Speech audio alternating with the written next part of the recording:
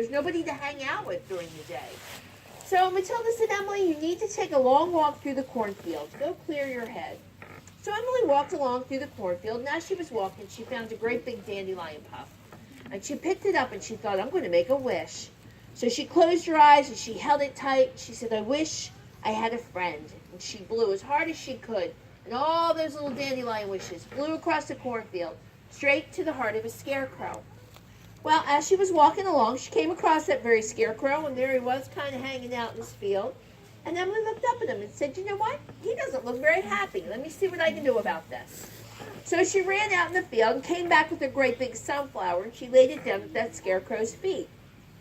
She thought to herself, that looks pretty good. That ought to make him smile. I'm going to go find some more. So she ran off to find some more sunflowers. And while she was gone, some birds came flying in from the cornfield. And they started to eat those big, juicy sunflower seeds. And the next thing you know, they were perching up on that scarecrow's shoulders and up on his hat. And then that scarecrow started to smile just a little bit. And then some squirrels came in from the cornfield. And they started to eat those juicy seeds from the sunflower. And then they were chasing the birds up one arm and down the other. And that scarecrow started to smile a little bit more. By the time Emily came back with those sunflowers, he was grinning from ear to ear. And she looked up at that scarecrow and she said, hey, wait a minute, are you smiling at me? And he started to laugh and he said, oh, yes, I am. Well, Emily was shocked, not expecting an answer from a scarecrow. So from that moment on, they became the best of friends. Emily would visit them as often as she could with more sunflowers, so all the little friends could come in from the cornfield and eat those juicy seeds. And they did what friends do for each other. They told each other stories and made each other smile. So legend has it to this day that should you see a scarecrow with a smile on his face, chances are he made a friend that day too, just like Emily. And that's our story, and we're sticking to it. Now let me tell you about our friend Scarecrow. Big news up here at the witch's house. Scarecrow won a big award. It seems he's outstanding in this field. Oh, Emily, are you over there? Did I tell you Monster came by last night? Yeah, ate your favorite lamp.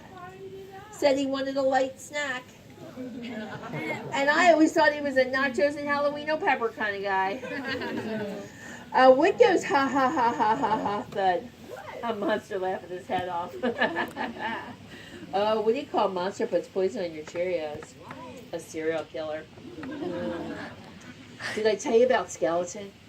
Oh, you know he won't even cross the road. Doesn't have the guts. Wouldn't go to the dance either. Had no body to dance with. Don't feel bad. We had a barbecue. We showed up, picked up a couple spare ribs. It all worked out in the end. It's good, yeah.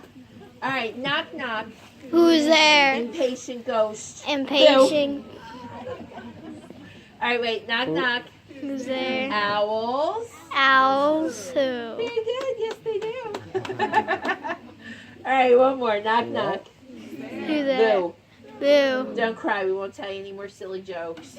On behalf of all of us here at Linville Orchards, I'd like to thank you for coming by to see us. Go back to the bonfire, roast some marshmallows, drink some spider cider, and have a safe and happy Halloween. And you know how you can tell that we really are witches. We just loaded your kids up with sugar and we're sending them in with you. Have a good night, everybody. Bye. Bye. Get a good picture of him before we go.